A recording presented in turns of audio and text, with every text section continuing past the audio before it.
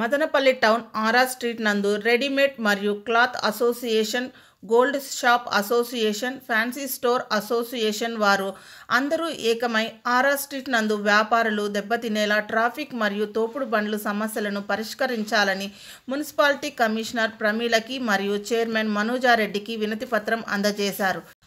RR street నందు shop రూముల యందు వ్యాపారము నడుపుకొని జీవనం చేయువారము. ప్రతిరోజు కూడా రద్దీగా ఉంటున్నది. అలాంటి రద్దీగా ఉన్న సందు రోడ్డు నందు తోపుడు బండ్లు మరియు ఆటోల వారు రోడ్డుకు అడ్డంగా పెట్టడం వలన రాకపోకలకు మరియు దారికి అంతరాయం కలుగుతున్నది. GST, sales tax, income tax, room బాడుగులు, ఎంప్లాయీస్ జీతాలు, ఇతరత్ర వగైరాలు అన్నీ కట్టుకుంటూ వ్యాపారములు నడుపుకుంటున్నాము. అందులోనూ మన మదనపల్లి టౌన్లో షాపింగ్ మాల్స్ కూడా పడుతున్నవి. ఇవన్నీ తట్టుకుంటూ వ్యాపారం చేసుకుంటూ ఉన్నాము. ఆర్ఆర్ స్ట్రీట్ నందు కస్టమర్లు వచ్చిపోవడానికి పార్కింగ్ ప్లేస్ లేదు. ఆ ఉన్న కొద్దిపాటి ప్లేస్లోనే తోపుడు బండ్లు, ఆటోలు రోడ్డుకు ఇరువైపులా పెట్టడం వలన కస్టమర్లకు చాలా ఇబ్బందులు ఎదురవుతున్నాయి. 20 అడుగుల రోడ్డు కనీసం 8 అడుగులు కూడా లేదని తెలియజేశారు. ఉన్న సందు రోడ్డులోనే సుమారు 76 తోపుడు బండ్లు, ఆటో స్టాండ్ వద్ద ఒక్కొక్కరికి 2-3 బండ్లు ఉన్నాయి. సమగ్ర విచారణ జరిపి కస్టమర్లకు, వ్యాపారులకు ఇబ్బందులు లేకుండా చూడాలని తెలియజేశారు. ఈ కార్యక్రమంలో Madanapalle cloth and readymades merchant association secretary Khader Kutty, president Tallagiri, treasurer Rajasekhar మరియు అసోసియేషన్ సభ్యులు నిసార్ అహ్మద్, సోను, సమీర్, ఎస్కే బావాజాన్, మున్షీర్, ప్రదీప్, గౌతమ్, సాయినాథ్ తదితరులు పాల్గొన్నారు. ఇట్లా పోవాలన్నా రావాలన్నా చాలా ఇబ్బంది. ఒక 2 టూ వీలర్లు పోవాలన్నా కూడా కష్టంగా ఉంది.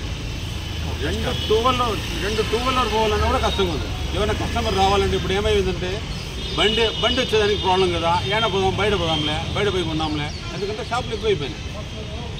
దానికి ఒక పరిహారం కావాలి. మనం షాపింగ్ మాల్స్ మెయిన్ అదే కావాల్సింది. కమిషనర్ గారికి చెప్పినాము, మళ్ళీ చైర్మన్ చెప్పి ప్రతి ఒక్కరికి కంప్లైంట్ పెట్టినా, కానీ ఎవరికి కానీ మాకు సరైన రెస్పాన్స్ రాలే. కాబట్టి అంతా బాడిగే. మెయిన్ ఆ ప్రాబ్లం కాదన్నా, మెయిన్ ఆ ప్రాబ్లం కాదు.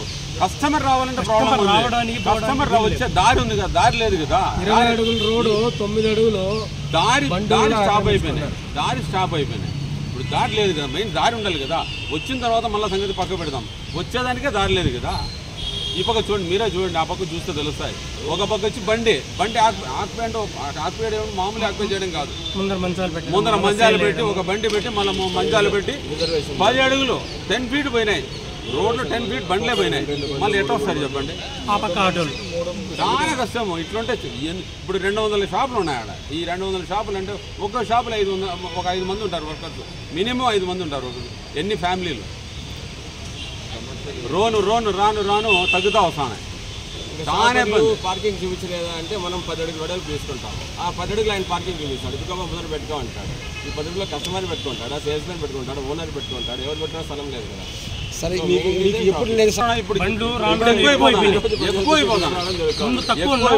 ఏం పట్టించుకోవాలి ఉంది లేదు. ఇప్పుడు ఎక్కువ బండ్లు వచ్చేసి షాపింగ్ మాల్ రావడం వలన చాలా వ్యాపారాలు తగ్గిపోయినాయి. సో వచ్చి అరాకొర వ్యాపారస్తులకు కానీ కొనేదానికి వచ్చిండే వాళ్ళు కానీ రావడానికి దారికి చాలా ఇబ్బంది అవుతుంది. ఒకవైపు ఆటో స్టాండ్, ఒకవైపు తోడు బండ్లతో ఇబ్బంది అవుతుంది. అలాగే ఉన్న ప్రతి షాపులోనూ 45 మంది వాళ్ళు సేల్స్ బాయ్ ఇవ్వడం వలన వాళ్ళు బండ్లు పెట్టుకోవడానికి సరిపోతుంది. ట్రాఫిక్కి చాలా అంతరాయం అవుతుంది. ఒక 2 బండ్లు ఎదురుగా పోవడం కూడా ఇబ్బంది అవుతుంది. కాబట్టి మా కమిషనర్ గారికి కానీ మిగతా ప్రతి ఒక్క ఆఫీసర్లు కానీ తెలియజేయడం అంటే మాకు దానికి సరైనటువంటి ప్రత్యామ్నాయం తెలపాలి. ఈ తోపుడు బండ్లు తీయించడం కానీ, లేదంటే పార్కింగ్ ప్లేస్ ఏర్పాటు చేయడం కానీ, ఇంకేదో ఒకటి మాకు న్యాయం చేయాలి. ముందు వచ్చేసి బండ్లు వచ్చేసి ఆ పక్క వరకు మాత్రమే ఉండండి సార్. ఇప్పుడు బండ్లు ఏమైందంటే ఇక్కడ నుంచి స్టార్ట్ అయ్యి ఆ లాస్ట్ వరకు కూడా మొత్తం బండ్లు పెట్టేసాం. దానివల్ల ఏమైతుందంటే 2 సైడ్ బండ్లు పెట్టడం వల్ల ఒక 2 వీలర్ 2 టూ వీలర్ పైన కూడా జామ్ అయిపోతుంది. ఒక 4 వీలర్లో ఎవరైనా వచ్చి కస్టమర్ అక్కడ దిగాలన్నా కూడా ఆ 4 వీలర్ ఈ నుంచి ఆ లాస్ట్ వరకు కూడా పోయే దారే లేదు. అలా అయితే ఏమవుతుందంటే కస్టమర్స్ ఎవరు రారు. అది కమర్షియల్ ఏరియా ఆర్ఆర్ స్ట్రీట్. ఎంతమంది ఉన్నారు అక్కడ, ఎన్ని షాప్స్ ఉన్నాయి అక్కడ లోపల. అవన్నీ వ్యాపారం లేక పడిపోతే గవర్నమెంట్కే నష్టం. అది కూడా ఎందుకంటే ట్యాక్స్లు కడుతున్నాం కదా. బిల్డింగ్ ట్యాక్స్ కడుతున్నాము, జిఎస్టీ కడుతున్నాము, అన్నీ కడుతున్నాము. మేము అన్నీ అంత పక్కగా చేసుకుని పోయేది ఆర్ఆర్ స్ట్రీట్ ఒకటే. అలాంటి ఏరియాకే మనకి బండ్లు వచ్చిపోయేదానికి ఇబ్బంది అయితే కస్టమర్ రాకపోతే మేము కూడా షాపులు మూసుకోవాలి ఇంకంతే.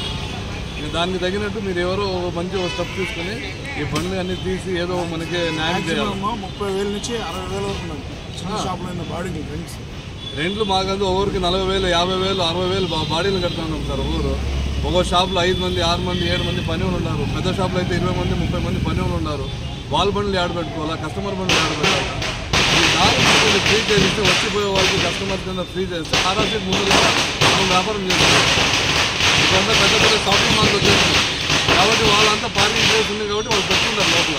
కానీ ఇక్కడ ఆర్ఆర్సీ సౌకర్యం లేదు, చాలా చిన్న రోడ్డు కాబట్టి చాలా కంజెస్టెడ్గా ఉంటుంది మనకి ప్రజలకు వచ్చిపోయేదానికి.